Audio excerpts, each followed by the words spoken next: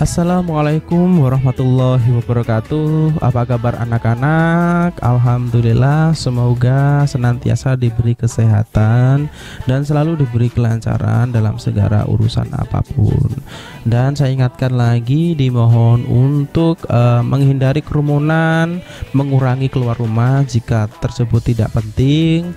Dan jika memang penting atau keadaan darurat, boleh kalian keluar rumah dengan untuk mentaati aturan atau protokol kesehatan yang berlaku. Jangan lupa pakai masker ya. Oke, kali ini alhamdulillah kita di pertemuan kedua untuk PSPT, yaitu di materi editing audio dan video. Nah, sebelumnya kita sudah ada di pertemuan 1 yang membahas tentang masalah editor.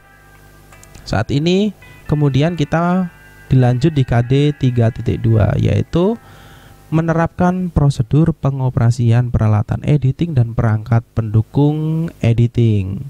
Nah, dengan indikator yang pertama, siswa dapat mengemukakan peralatan editing dan perangkat pendukung editing audio dan video. Nah, kemudian siswa dapat mengoperasikan peralatan editing dan perangkat pendukungnya. Dan yang terakhir adalah siswa bisa menggunakan peralatan editing dan perangkat pendukung. Nah, kemudian perangkat editing itu apa sih? Yaitu peralatan editing merupakan sebuah perangkat yang digunakan untuk mengolah ataupun menyunting file untuk digabungkan, dikurangi, ditambah, dan dijadikan satu padu agar menghasilkan file audio maupun video yang memiliki kualitas serta memiliki nilai estetik juga nilai jual. Nah, ini biasanya editing ini untuk memoles atau langkah finishing agar video yang dihasilkan atau audio yang dihasilkan akan sesuai dengan konsep awal ya. Dan kemudian jenis perangkat yang pertama, untuk perangkat editing yang pertama ada perangkat lunak atau berbasis software, yaitu perangkat virtual atau aplikasi yang digunakan untuk mengolah data bersifat digital. Nah, untuk perangkat ini ada contohnya Adobe Premiere, ada Ulit, ada Sony Vegas, ada Edius, ada dan masih banyak lagi, yaitu ini untuk berbasis software atau yang biasanya bisa dioperasikan lewat komputer atau laptop. Dan ada beberapa aplikasi editing, salah satunya KineMaster ya, yang bisa digunakan atau dioperasikan di handphone atau smartphone.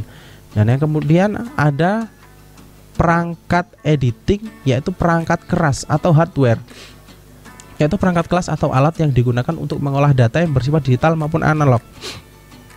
Untuk perangkat analog ini yang biasa digunakan untuk processing film pada zaman dulu yang masih menggunakan kamera film.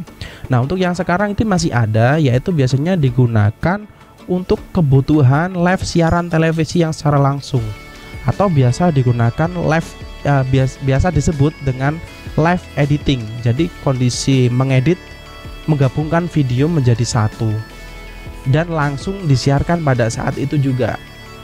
Nah, salah satunya adalah ada TriCaster.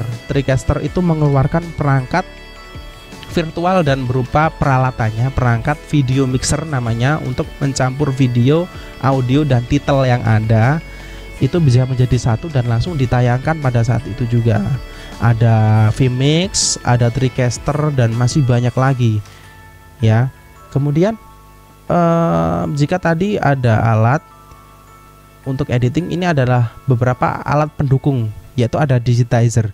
Nah, digitizer ini alat yang kurang lebih bentuknya hampir sama seperti tablet, tapi digunakan untuk menggambar. Nah, kurang lebih seperti ini. Untuk pen tabletnya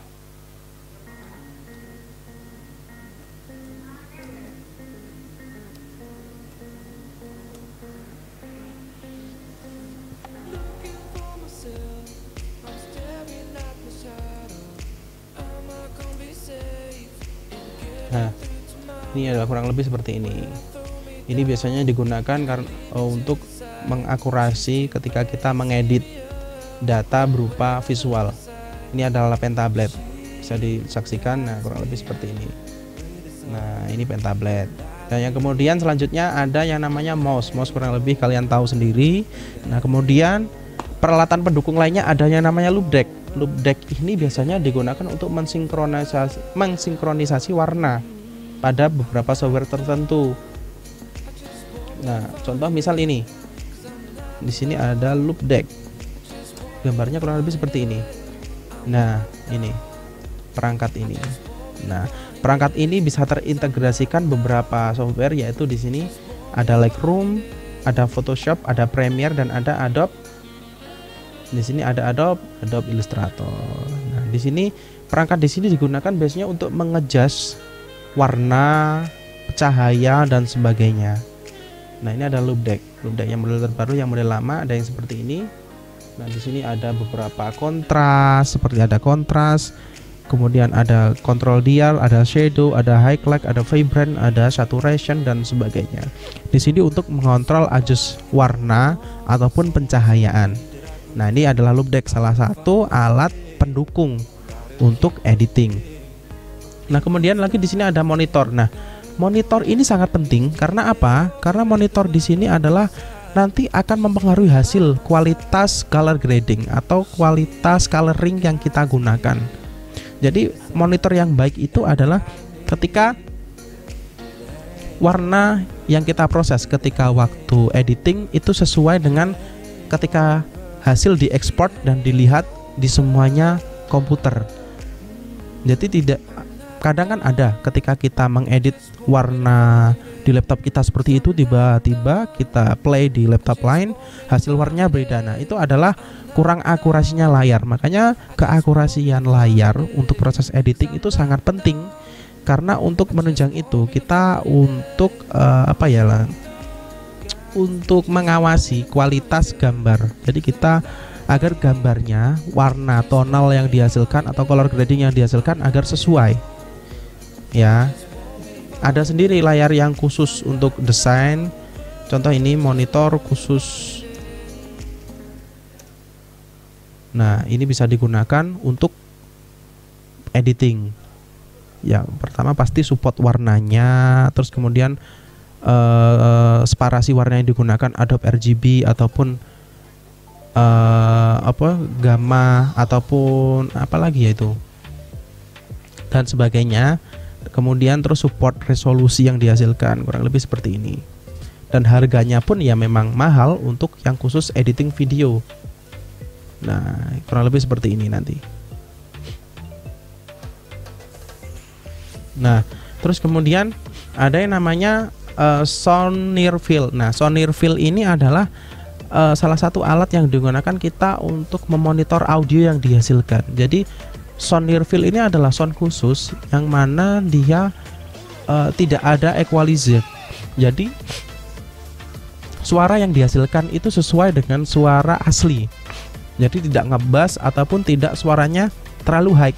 Jadi suara yang dihasilkan editing itu sama, nanti akan hasilnya sama ketika outputnya. Jadi nanti kita akan lebih mudah untuk memonitoring kualitas suara yang akan dihasilkan. Nah, kemudian untuk pembahasan lanjut ada beberapa software yang dia mengeluarkan perangkat berupa software dan juga perangkat khususnya. Contoh adalah DaVinci Resolve atau Blackmagic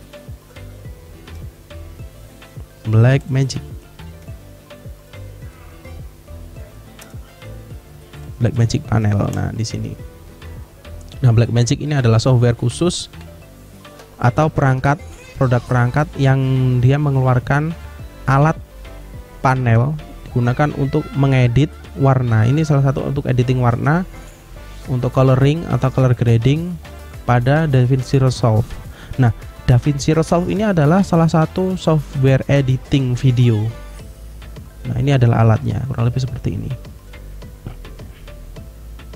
Jadi jika kalian lihat ada banyak sekali perangkat pendukung yang digunakan untuk editing video. Nah, nanti untuk selanjutnya kalian bisa lebih explore lagi, bisa lebih melihat contoh-contoh peralatan pendukung untuk editing di internet.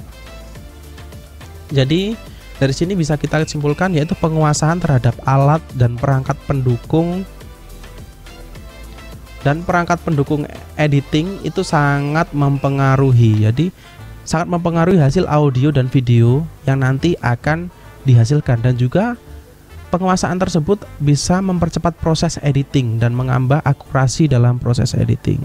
Jadi semisal kita di deadline nih, jika kita menggunakan alat dibanding kita harus menggunakan mouse satu-satu klik sana sini, maka kita akan lebih efisien dan lebih cepat jika kita menggunakan panel-panel tersebut untuk mengakurasi atau mensinkronisasi warna yang dihasilkan, serta bisa menambahkan akurasi proses editing jika kita menggunakan monitor yang tepat dan layar yang tepat.